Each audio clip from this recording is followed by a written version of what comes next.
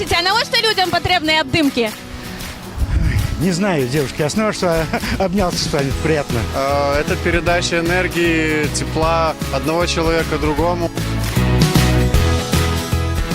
Для поднятия настроения. Приносит радость.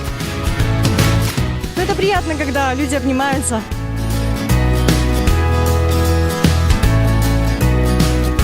Для того, чтобы чувствовать себя лучше. Для передачи положительных эмоций, энергии.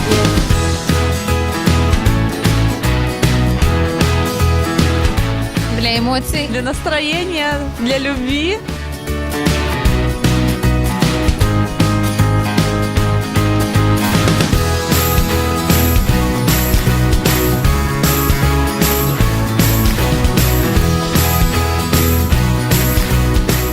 Вот я иду с работы, вот подняли настроение, спасибо.